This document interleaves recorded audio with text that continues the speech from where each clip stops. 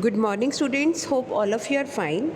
Peter, this lecture is also in continuation of theme 10, and name of this theme is Displacing Indigenous Peoples. Till now, we have discussed about the native people of North America, and yesterday we started with Australia, that the aborigine of Australia. So the today topic is the winds of change, that how there was the changes in Australia.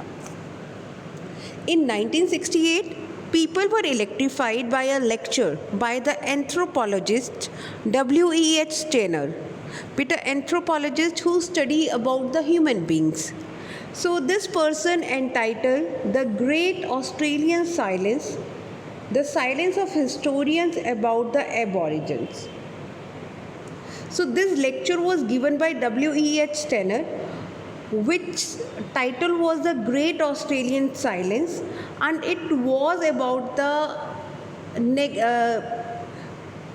silence of historian about the aborigines. That historians they didn't write anything about the aborigines of Australia.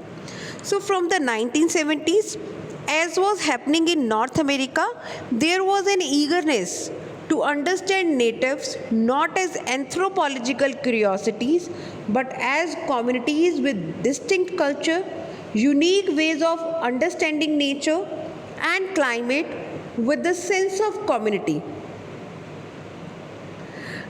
Now, like in North America, there was also eagerness. People now also wanted to understand the natives, not by the reason of any anthropological curiosity, but they just wanted to explore about the communities which have the different cultures. They have the different type of understanding regarding the nature and climate, and even these were the communities which had vast bodies of stories, textile and painting and carving skills, which should be understood and recorded and respected. It means whosoever aborigines were there, all their cultures, all their traditions, all their artifacts, those should be preserved well. So underlying it all was the urgent questions which Henry Reynolds later articulated in a powerful book, Why Were Not We Told? This condemned the practice of writing Australian history as though it had begun with Captain Cook's discovery. Now the historian, they started writing the history of Australia from the very beginning of the Captain Cook's discovery.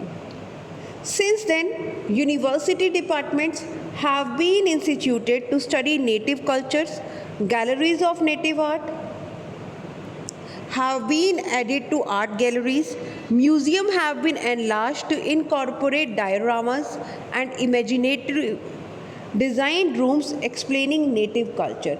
It means now everywhere people were discussing about the aborigine native art, and also all these native art, these got the space in the art galleries as well as in the museum. This has been a wonderful effort.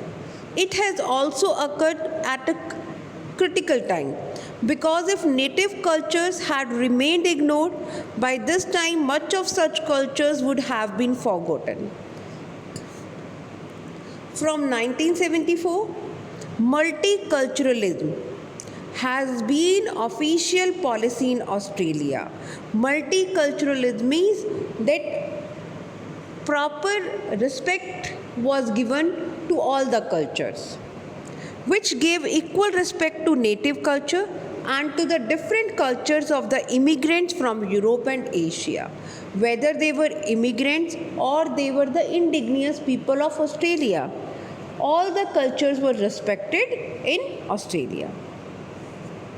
From the 1970s, as the term human rights began to be heard at meetings of the UNO and other international agencies, the Australian public realized with dismay that In contrast to the USA, Canada, and New Zealand, Australia had no treaties with the natives, formalizing the takeover of land by Europeans.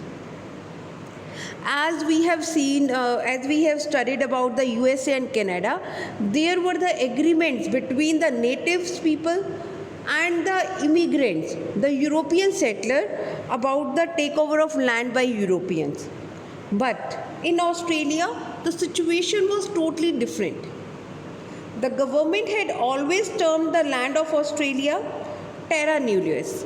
Terra nullius means that land is belonging to nobody.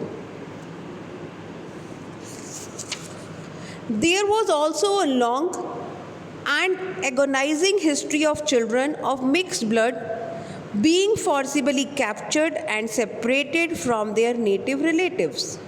It means there is also a history, Australian history, about the children, means who were the mixed blood of the native European. They were forcefully captured and separated from their native relatives. So the agitation around these questions led to inquiries and two important decisions.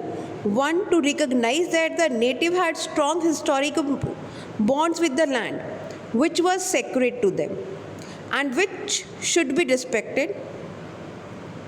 That while past acts could not be undone, there should be a public apology for the injustice done to children in an attempt to keep white and colored people apart.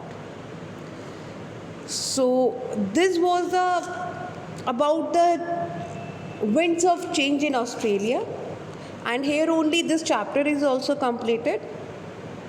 Hope all of you have understood the topic. Thank you and have a nice day.